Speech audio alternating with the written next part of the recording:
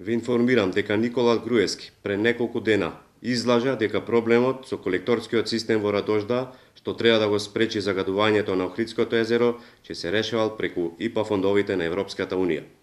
Брисел ја одобри на Македонија 8,5 милиони евра од ИПА-1 фондовите за колекторскиот систем во Радожда, но парите за колекторскиот систем се одземени.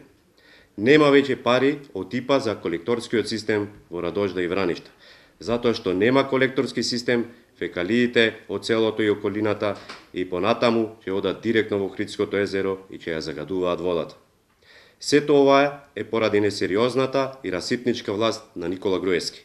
Европската Унија, според информациите што ги имаме, ги повлекла парите испланирани за колекторскиот систем уште во 2007 година со образложение дека оваа власт нема капацитет да ги употреби средствата во предвидените рокови.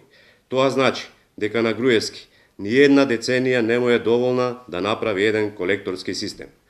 Последните информации се дека околу 24 милиони евра од доделените пари преку ИПА-1 на Македонија се вратени во Брисел. Тие се неискористени.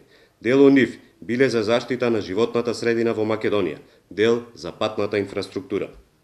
Македонија не ги изгуби само овие доделени 24 милиони евра од ЕУ. Околу 100 милиони евра од ИПА-2 програмата воопшто нема да бидат доделени според последната одлука од Брисел.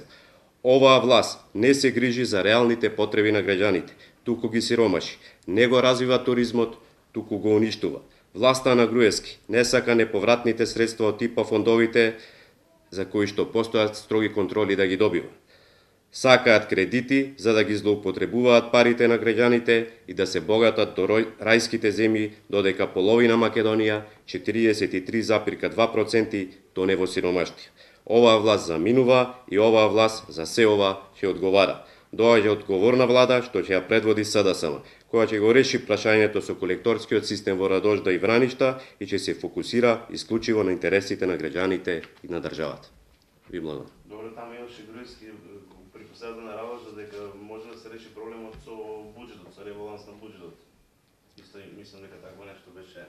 Во последните 5 буџети поднесувавме амандмани за колекторски систем во Радожда, меѓутоа тие никогаш не беа прифатени со образложение дека тој проблем ќе се реши со средства доделени од ИПА фондовите.